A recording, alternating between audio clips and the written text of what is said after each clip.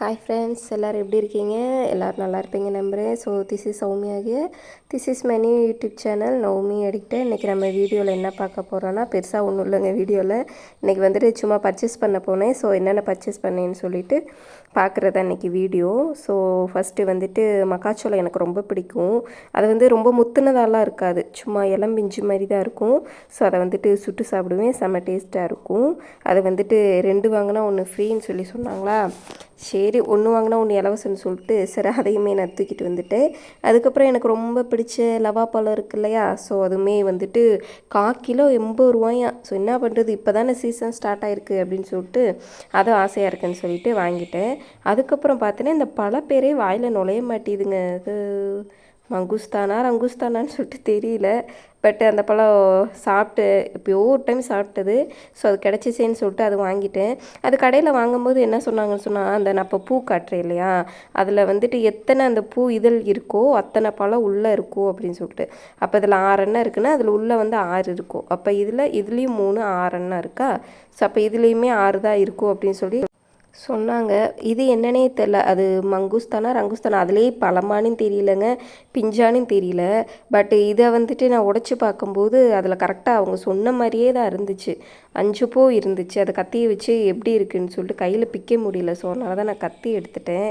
அதை வச்சு பிச்சு பார்க்கும்போது உண்மைக்கே அவங்க கடையில் சொன்ன மாதிரியே 5 பழம்தான் இருந்துச்சு. இதே அந்த பூ 4 இருந்துச்சுன்னா உள்ள 4 பழம்தான் இருக்குது.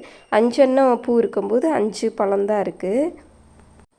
ஸோ உங்கள் கடையில் அவங்க சொன்ன மாதிரியே தான் இருந்துச்சு.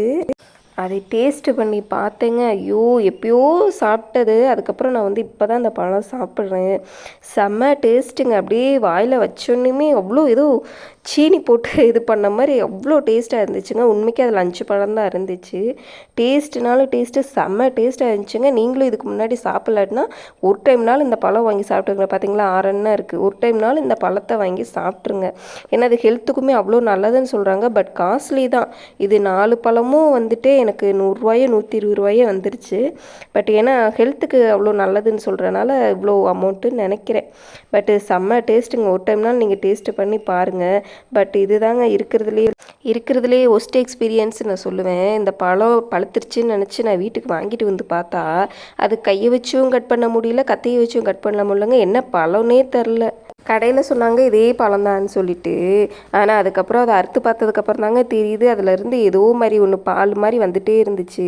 அதுக்கப்புறம் தான் தெரியுது மங்குஸ்தான் பழத்துலேயே வந்துட்டு இது பழுக்காத்தது.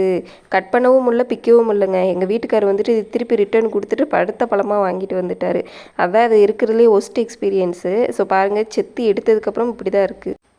ஸோ அவ்வளோதாங்க இன்றைக்கோட வீடியோ. ஸோ இதே மாதிரியே ஒஸ்ட் எக்ஸ்பீரியன்ஸ் உங்களுக்கு எப்போயாச்சும் இருந்துச்சுன்னு சொன்னால் மறக்காமல் கமெண்டில் சொல்லிடுங்க. வீடியோ எப்படி இருக்குன்னு சொல்லிவிட்டு அதையும் மறக்காமல் கமெண்டில் சொல்லிவிடுங்க. ஓகேவா? ஸோ இன்றைக்கி வீடியோ இதோட முடிஞ்சிச்சு. நெக்ஸ்ட் வீடியோவில் பார்க்கலாம். ஓகேவா? பாய்.